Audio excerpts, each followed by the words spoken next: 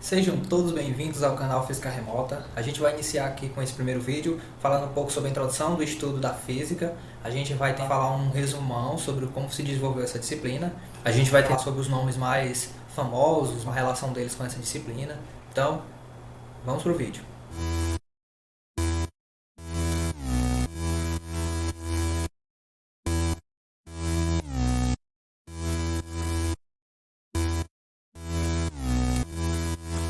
Então, a física, ela está dentro da área de ciência da natureza. O que seria ciência da natureza?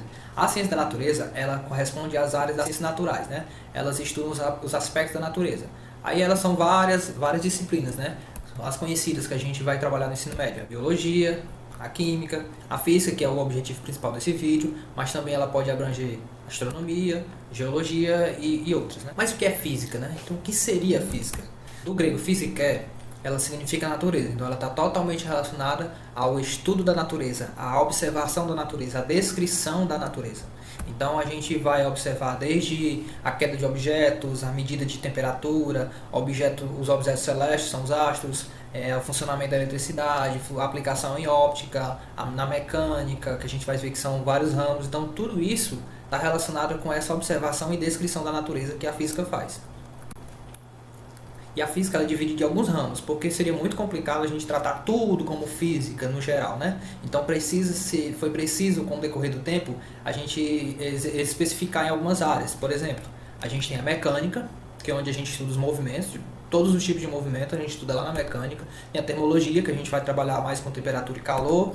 Tem as ondulatórias, que além da ondulatória acústica, que já é uma divisão, a gente pode trabalhar com isso também, que é o movimento das ondas, como é que funciona as ondas, seja onda sonora, seja onda mecânica. Tem a óptica, onde a gente vai trabalhar sobre tudo que está relacionado com a luz. Tem o eletromagnetismo, que como vocês podem ver aí são dois pedaços, né? Tem o eletromagnetismo, então tem a eletricidade e tem o magnetismo, então tá tudo junto, tá tudo relacionado.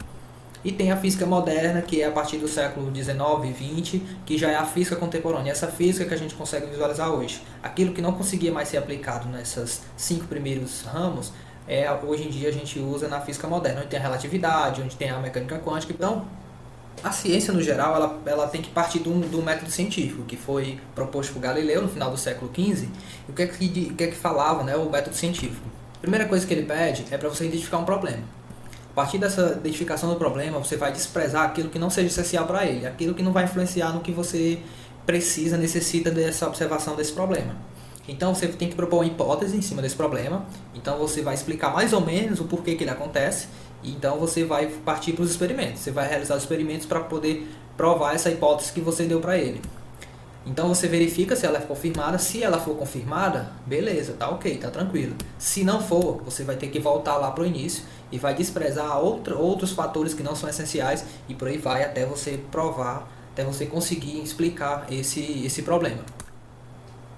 Mas o desenvolvimento da física, ele não é simplesmente pelo homem contemporâneo, o homem moderno, né? Então o desenvolvimento da física e da ciência em particular, ela vem muito antes. Então ela vem lá no homem primitivo, nos primeiros homens, né? Desde o contato dele com fogo, a construção de armas e equipamentos para poder caçar, seja também na observação do céu para poder saber o momento de plantar, o momento de colher.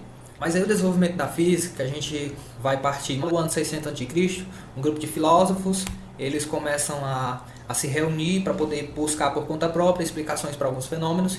E você pode perceber que na maioria das pinturas que a gente vai perceber esse apontar de dedo para o céu, né, com relação aos astros, né? Então eles tinham uma curiosidade muito grande com o céu, principalmente o céu noturno, né, já que o céu durante o dia só tinha o sol. Eles tinham muita curiosidade para saber o que era aquela bola de fogo, mas o céu noturno ele dava um ar de mais curiosidade, sabe? Várias luzes durante a noite, aquela grande bola que era a lua, para saber o que era aquilo, como isso acontecia, aqueles astros que se moviam durante a noite, que eram eles. Então, tudo isso dava uma curiosidade para eles. Então, você vai perceber muito em algumas gravuras esse sinal, esse apontar de dedo para o céu. A gente não pode falar de desenvolvimento da física e ciência sem falar de Aristóteles. Aristóteles foi um filósofo muito influente e a sua influência era tão grande que as suas teorias aristotélicas, delas penduraram por muito tempo, mais de 1500 anos, e ninguém podia criticar porque não tinha quem mostrasse que aquilo ali não acontecia.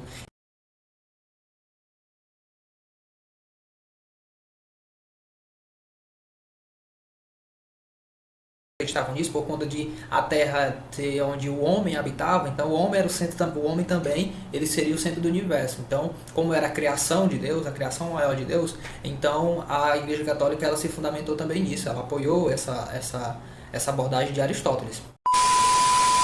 Cristã, embora muitos acreditem como fosse o período das trevas, né? Por quê? Porque muitos defendem que foi um período onde a ciência ela não foi trabalhada, elas não deixaram, porque se tivesse alguma coisa contra a igreja, você seria levado à Santa Inquisição, você poderia ser queimado vivo, você poderia ser exilado, mas alguns aproveitaram esse momento. Então, alguns, de acordo com aquilo que a igreja acreditava, eles tentavam, de certa forma, relacionar aquilo que era religioso com aquilo que era científico, por conta das teorias de Aristóteles, né? Ainda a filosofia aristotélica ainda estava muito forte nesse período. Ali pelo século XV, século XVII, a gente vai perceber durante o Renascimento, né, foi o período chamado de Renascimento, a gente observou algumas formações artísticas, filosóficas, religiosas, políticas e também uma revolução da ciência. Dois grandes nomes que a gente tem durante esse período foi o de Copérnico e de Galileu. Copérnico, que com o primeiro ele já veio com a teoria diferente da de Aristóteles, então ele ia contra algo que Aristóteles tinha falado há muito tempo atrás, há mais de 1500 anos atrás, que foi que ele colocou o Sol como centro, e ele mostrou, através de observações, experimentos, ele colocava então o Sol do jeito que a gente conhece hoje, o nosso modelo, né, que é o modelo heliocêntrico, com o Sol no centro e os demais planetas, inclusive a Terra, rodeando ele, orbitando o Sol.